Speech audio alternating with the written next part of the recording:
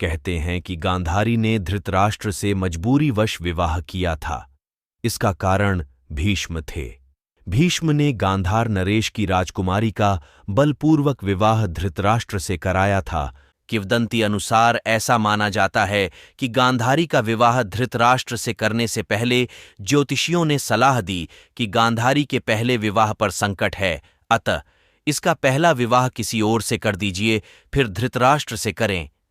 इसके लिए ज्योतिषियों के कहने पर गांधारी का विवाह एक बकरे से करवाया गया था। बाद में उस बकरे की बलि दे दी गई।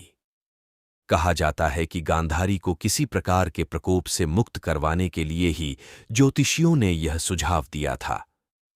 इस कारणवश गांधारी प्रतीक रूप में विधवा मान ली गईं और बाद में उनका विवाह धृतराष्ट्र से कर दिया गया। इस संबंध में दो कथा है। पहला यह कि गांधारी को पहले से ही पता था कि उनका होने वाला पति अंधा है।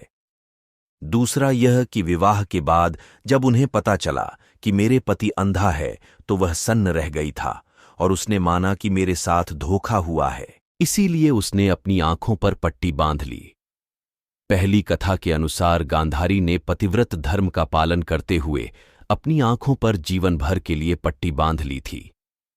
इसी कारण गांधारी का संसार की पतिव्रता और महान नारियों में विशेष स्थान है। गांधारी एक विधवा थीं।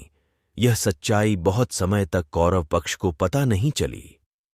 यह बात जब महाराज धृतराष्ट्र को पता चली तो वे बहुत क्रोधित हो उठे। उन्होंने समझा कि गांधारी का पहले किसी से विवाह हुआ था और वह न मालूम किस कारण मारा गया। धृतराष्ट्र के मन में इसको लेकर दुख उत्पन्न हुआ और उन्होंने इसका दोषी गांधारी के पिता राजा सुबाल को माना। धृतराष्ट्र ने गांधारी के पिता राजा सुबाल को पूरे परिवार सहित कारागार में डाल दिया।